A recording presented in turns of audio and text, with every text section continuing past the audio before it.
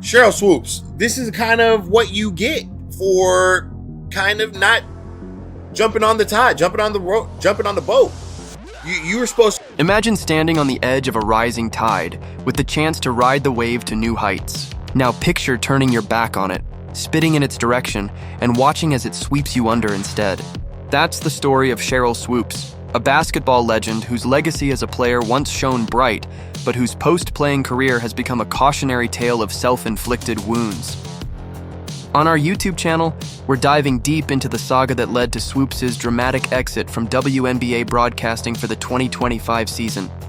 This isn't just about a firing. It's about a pattern of behavior, a clash of egos, and a league finally saying, enough is enough, buckle up, because this is a wild ride through jealousy, missteps, and a redemption attempt that's fooling no one. The Caitlin Clark conundrum? Let's start with the spark that lit this wildfire. Sheryl Swoopes' inexplicable disdain for Caitlin Clark, the Indiana Fever's electrifying rookie who's taken the WNBA by storm. To go and elevate with this whole situation. Your broadcasting career, everything, Sheryl. Your podcasting, whatever you do, you're supposed to be elevating. But instead, you did. Clark isn't just a player. She's a phenomenon, breaking records, packing arenas, and dragging women's basketball into a spotlight it's never quite seen before. You'd think a Hall of Famer like Swoopes, with her own storied past, would see this as a chance to champion the next generation. Instead, she chose a different path, one paved with snide remarks, factual blunders, and a bitterness so palpable you could feel it through the TV screen. Picture this. Swoopes sitting in the broadcast booth calling Fever games with all the enthusiasm of a kid forced to eat broccoli. She'd rattle off names, Kelsey Mitchell, Aaliyah Boston, those girls, dancing around Clark's contributions like she was avoiding a puddle on the sidewalk. It wasn't subtle. Fans noticed. Analysts noticed. Heck, even casual viewers could sense the tension. Why was it so hard for her to say Caitlin Clark's name? Was it pride? Envy? Whatever it wasn't just a one-off. This was a year-long campaign of shade, and it's what ultimately torched her broadcasting gig. Here's the kicker. Swoopes didn't just stumble into this mess with a bad take or two. She built it brick by brick, lie by lie. On a February 2024 appearance on Gill's Arena, she claimed Clark was in her 5th college season. Wrong, it was her 4th. And casually tossed out that Clark took about 40 shots a game. Wildly off base, she averaged 22.7. Decided to show hate, very clear hate towards Caitlin Clark. Very clear hate.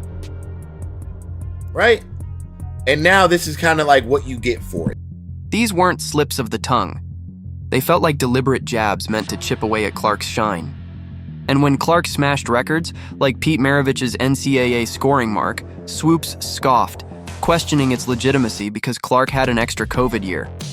If Kelsey Plum set that record in 4 years, Caitlin should have broken it in 4 years, she argued, as if eligibility rules were Clark's personal conspiracy. The contempt dripped from her words.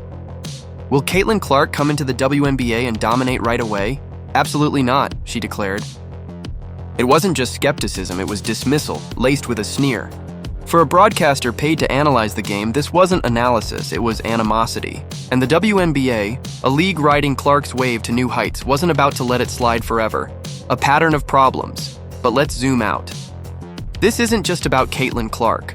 Swoopes' fall from grace in 2025 is the latest chapter in a book she's been writing for years, one filled with drama, dysfunction, and a knack for burning bridges.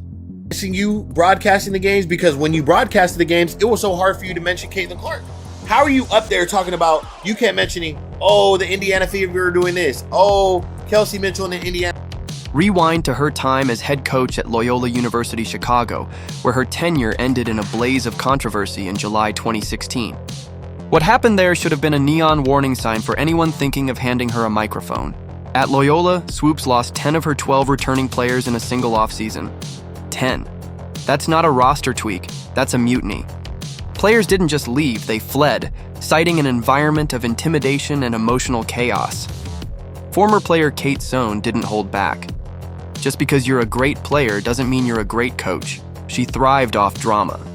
Others described a volatile atmosphere. Swoopes crying during practices, threatening scholarships, spilling personal details to manipulate her team. One standout case was Lauren Hibbert, who alleged Swoopes pressured her into signing a medical hardship form with false promises of staying on as a manager, only to leave her stranded when the truth came out. The betrayal sparked formal complaints, an investigation, and ultimately, Swoopes' firing. Sound familiar? That same dismissive, hostile energy resurfaced with Clark. Whether it's college kids transferring en masse or a rookie rewriting record books, Swoopes seems to see others' success as a threat to her own stature. Fever. Oh, Aaliyah Boston and Kelsey Mitchell and those girls are doing. Oh, you had such the hardest time mentioning Caitlin Clark's name. Why? I don't get it. I really don't know. It's a thread that ties her Loyola disaster to her broadcasting downfall, a refusal to lift others up when they outshine her. The Dallas Wings debacle fast forward to 2024, and Swoopes was calling games for the Dallas Wings, a gig that should have been a golden opportunity to cement her post-playing legacy. Instead, it became ground zero. This wasn't just a personnel swap, it was a statement.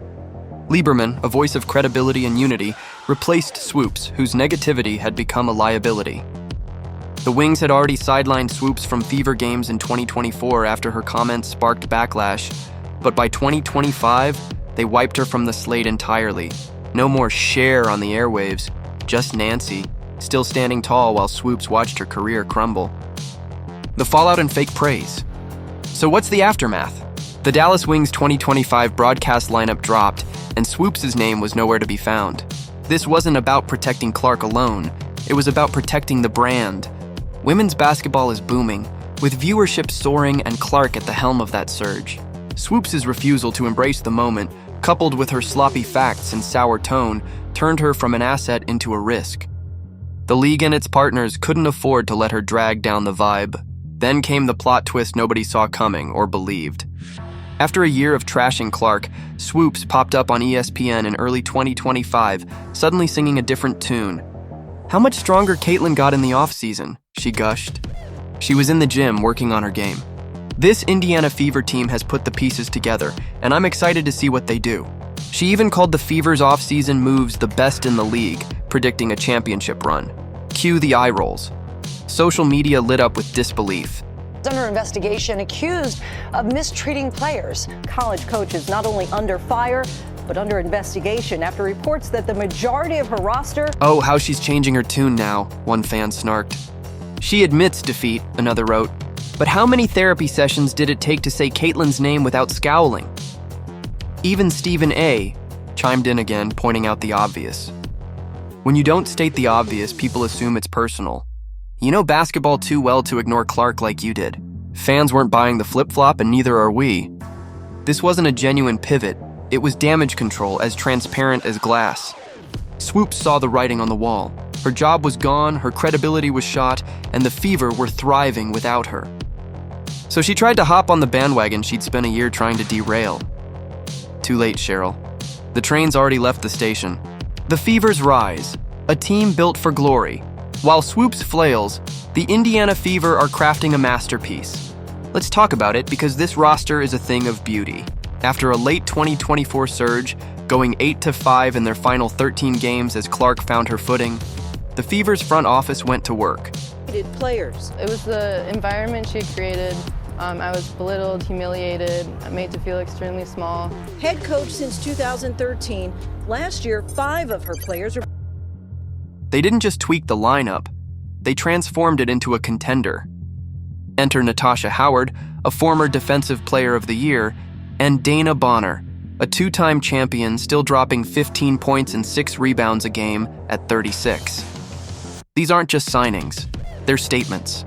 Add in Sophie Cunningham, Sydney Colson, and Brianna Turner to bolster the bench, and you've got depth for days. Pair that with the young core, Clark's wizardry, Boston's paint dominance, Mitchell's scoring, Hull's grit, and you've got a recipe for something special. This isn't a playoff team anymore. It's a championship threat. Analysts are pegging them as a top 3 squad in 2025, and it's easy to see why. Howard's defense meshes perfectly with Clark's offense. Bonner's veteran savvy steadies the ship. The Fever have flipped the narrative from nobody wants to play there to everybody wants a piece of this. Fans are buzzing. Clark's jersey signing moments have them in tears of joy, and the league is reaping the rewards of her star power. Former Loyola player Kate Sohn didn't mince words about Swoopes' coaching abilities. Just because you're a great player doesn't mean you're a great coach. She seems to thrive off drama. Wherever she goes, The bigger picture Swoopes firing isn't just gossip fodder, it's a turning point for the WNBA. As Nancy Lieberman put it, we should embrace people who take us to another level. The league's growth, fueled by Clark and others, demands voices that elevate, not tear down. Swoopes, with her petty grudges and sloppy takes, didn't fit that vision. Her exit sends a message. Legends aren't untouchable if they undermine the game's future. Contrast that with the Fever, building something real while Swoopes grasps at straws with her newfound praise. The irony is delicious. Clark and company might hoist a trophy in 2025, while Swoopes watches from the sidelines, a footnote in their story. True greatness isn't just about what you did on the court. It's about how you lift up what comes next. Swoopes missed that memo and now she's paying the price. Your take. What do you think about Swoopes' fall from grace? Was the league right to cut her loose, or did she deserve another shot? Drop your thoughts in the comments below, and don't forget to like, subscribe, and hit that bell so you never miss a deep dive on our YouTube channel. We've got more coming your way. Click the next video and let's keep the conversation rolling.